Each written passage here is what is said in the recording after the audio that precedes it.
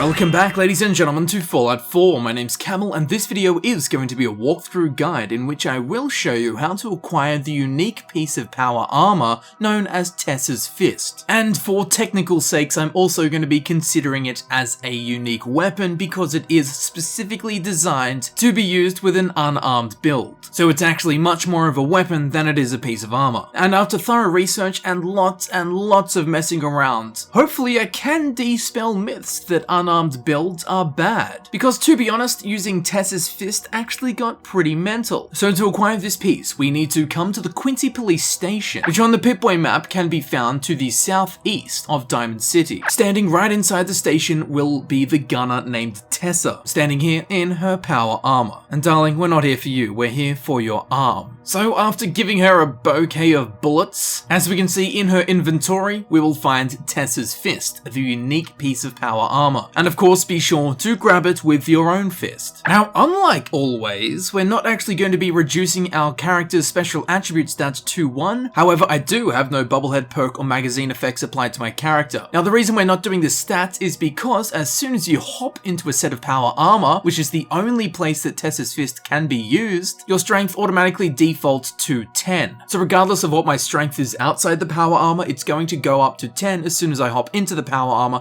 to use Tessa's Fist. Now, it took me about 3 hours to figure out how the hell to actually measure how much damage this is doing, but with the help of several Twitter followers and my good friend Kodo Genesis, an absolute master of Fallout, and I'll leave a link to his channel in the description, but with his help, he informed me that under the stats tab in the Pip-Boy, there is a sub-tab status, which I'm sure we all knew. What I didn't know was that little gun there next to the helmet represents the damage output of whatever weapon you are equipped with. So if you have no weapon equipped, it shows the damage output of your unarmed attacks, which as we can see there, the absolute base damage we'll ever be able to get out of Tessa's Fist is 20 ballistic damage. Now the default minimum base damage of an unarmed attack is 10, and then for every point of strength you have, it increases by 1. Don't forget, we're now in the power armor, so our strength value is automatically set to 10, so we have the unarmed base damage of 10 plus the 10 points of strength, leaving us with, of course, the minimum base damage of Tessa's Fist, which is 20. Now we can increase this quite a bit. If we go to a power armor station, when we select Tessa's Fist and go to modify it, we want to add the Hydrolic Bracers. Trust me, the other options might look tempting, but the Hydrolic Bracers are far superior for an unarmed build anyway. But as we can see there, the Hydrolic Bracers add plus 15 unarmed damage. I'll touch on why this extra 15 unarmed damage makes such a difference in a couple of minutes. But for now, after adding that mod, we'll have a look at Tessa's Fist as an item. As you can see, it adds 70 damage resistance, 25 energy resistance, 150 radiation resistance. Its health is 250, which we'll come back to in a second. It now brings that extra 15 unarmed damage. It has a weight of 19.2, and its value is 100 caps. And as we can see up the top in the middle, Tessa's Fist, plus 300% base durability. Now this is a unique legendary effect, and this is the reason why Tessa's Fist is specifically built to be used with an unarmed build. One of the biggest problems with power armor is that it's constantly breaking, and how do you make power armor break faster? By smashing people in the head with it. So by increasing the durability by quite a substantial amount, it is of course now highlighted that Tessa's Fist is specifically built for punching people in the face. And given that it's a unique item and the best one of its kind, that's why we have this video. Now that unique legendary effect of plus 300% base durability is actually a little bit of a trick. Tessa's Fist is a unique piece of Raider 1 power armor, which means its normal durability is 50, but you can upgrade it to give it a base durability of 100, but then the legendary effect is only adding 300% of the original 50 durability. So we've got the 100 durability plus the 3 times 50 durability, winding up with, as we can see there, the health or durability of the item is 250. A little bit of a weird one, but I thought it needed explaining. So how do we make this unarmed power armor build even better? Well, on the other arm, we also want to add the Hydrolic Bracers. This will of course add another 15 unarmed damage to our pool of output unarmed damage. And although this won't affect the unarmed damage at all on the torso, you might want to consider adding the Tesla coils, which as we can see, does 4 energy damage to nearby enemies, and because we have to get quite close to the enemies to punch them, these Tesla coils will come into effect during all of our combat experiences while using Tessa's Fist in unarmed combat. Okay, so this is where I'm going to explain the absolute importance of adding the Hydrolic Bracers modifications to both arms, Tessa's Fist included. So as we saw before, Tessa's Fist had a base unarmed damage output of 20, but now adding the Hydrolic Bracers to both arm pieces increased the overall unarmed base damage output by 30. So the Hydrolic Bracers modification don't just add damage to that single fist, but that damage is added to the overall unarmed damage output. And as I'm sure you have observed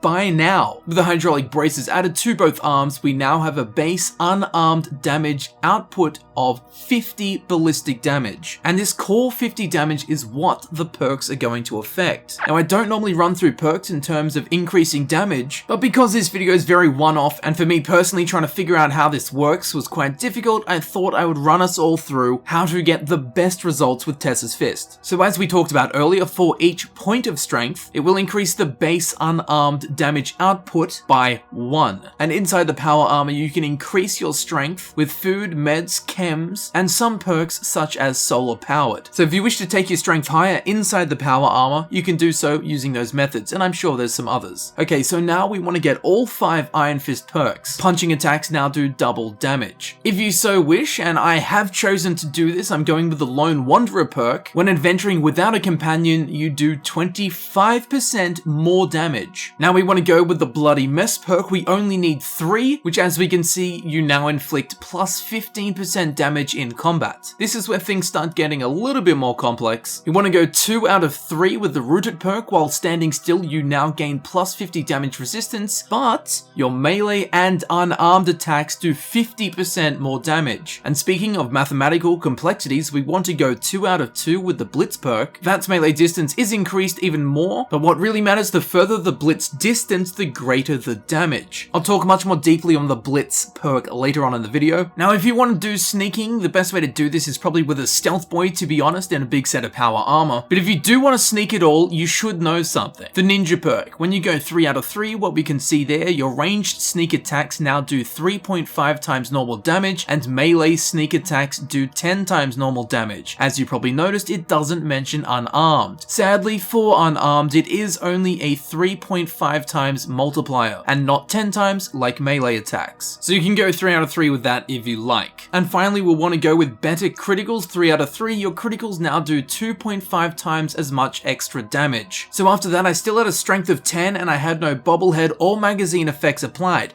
However, I did now have all of those perks applied, and as we can see, the unarmed damage output is at 349 ballistic damage. Now initially, I just planned on making a normal weapon/armor guide for Tessa's Fist. Little did I know this was so complex. Which isn't an issue, it just means it took a little bit longer to make, and also that this video is probably going to be a lot longer than normal. Gotta hit that 10-minute mark, am I right, Pewds? But I just thought I should clarify the reason I'm running through all of this technical stuff is because this video is going to be a one-off in terms of I'm covering a power armor piece as a weapon, unless they bring out something mental in Nuka World. But because it's a one-off, I thought we should go all out and actually run through everything like perks and how the mathematics of figuring out how much damage your unarmed attacks are doing works. Now trust me, I know I had to sit here doing calculations for an hour. These next couple of minutes get super maths heavy. Not Einstein heavy, but this is a Fallout 4 build. We're not normally talking about maths. So bear with it, even if you hate a bit of maths, the end result is most certainly worth it. So while we're still fresh on the topic of damage, don't forget, we now have an unarmed damage output of 349, which is pretty good, but it does get much better. First off, let's talk about the Blitz perk. So inside of that, Blitz basically allows you to teleport to your enemies provided they are within the Blitz distance. 1 point in the Blitz perk doubles the distance you can travel, and 2 points triples the distance you can travel. Now the further you are away from the enemy, the more damage you'll do to them. The maximum bonus damage increase you can get from this is 25%. So if you go inside of that and you're standing at maximum range from an enemy, do an unarmed attack with Tessa's Fist, you're going to get an extra 25% damage. So with 349 unarmed damage output, output. With a blitz attack at max range, you're going to be doing 436 damage per punch. So now let's talk about critical hits. With unarmed and melee combat, doing crits is actually a little bit different than using a ranged weapon. It does more damage, and that's what I like to hear. So with maximum better critical perks, we get 2.5 times as the crit multiplier. But what is it multiplying? Well, this is the answer. We need to multiply the unarmed damage output by 1.5. So 349 times 1.5 is 523.5. Then we add on the base damage, which was 50. So 523.5 plus 50 gives us 573.5. And that's the number that's then going to be multiplied by 2.5, which is of course the critical multiplier, which ends up leaving us with 1,433 damage. Now that's with a critical punch, not taking into account sneaking, nor taking into account blitz bonuses. Now for theory's sake, let's say we're at maximum blitz distance. This is going to increase the damage by 25%. Now the blitz perk actually increases the damage before the critical multiplier is applied. So it will increase the 573 damage by 25%, leaving us with 716. And then that number has the critical multiplier applied, which is 2.5, leaving us with 1,792. So if you're at max blitz range and do a critical hit, you're going to punch someone for 1,792 damage. 1,792. And if your character's luck's pretty high, you're going to be doing this like every 3 or 4 punches. That is most certainly not something to turn your nose down at. And before this starts turning into a lecture about quantum physics delivered by Stephen Hawkins, let's just do one more calculation. Provided we have 3 out of 3 with a ninja perk, a sneak attack is going to do 3.5 times normal damage. Now normal damage being 349, times that by 3.5, and we end up with a sneak damage of 1,221. Pretty decent.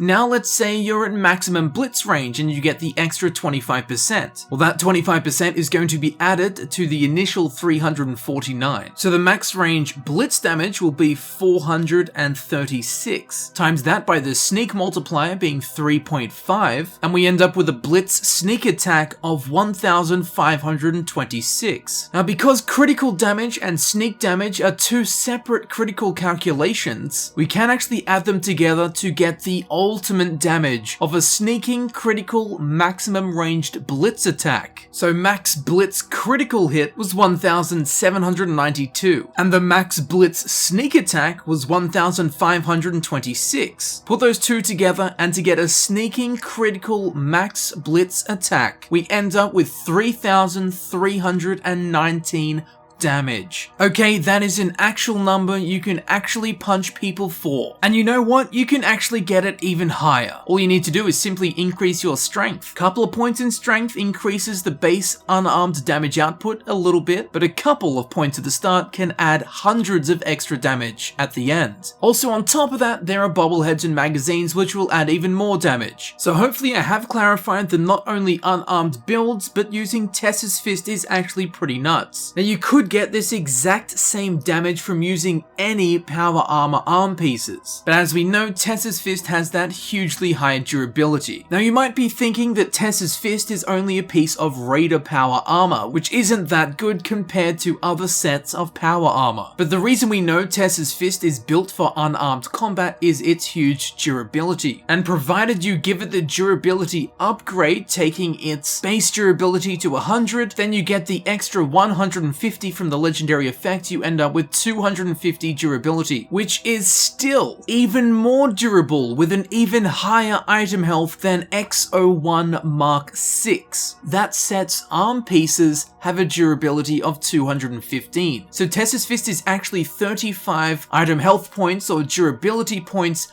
better than an X01 Mark 6 arm piece. Better in terms of durability anyway. Therefore better at punching people because it's going going to last longer. And just as a fun little fact, along with all things to do with fisting, Tessa's Fist is the only piece of unique Raider power armor in the game, so you now know the full potential of Tessa's Fist. I am glad I was able to lend you a hand. Just be careful when using it that you don't become a knucklehead. Ironically, Tessa's Fist is colored brown, but if fisting's too intense for you, Tessa's Fist does come equipped with 4 perfectly good fingers. So bend over, baby. Here it comes, as you're about to feel Tessa's Fist in action.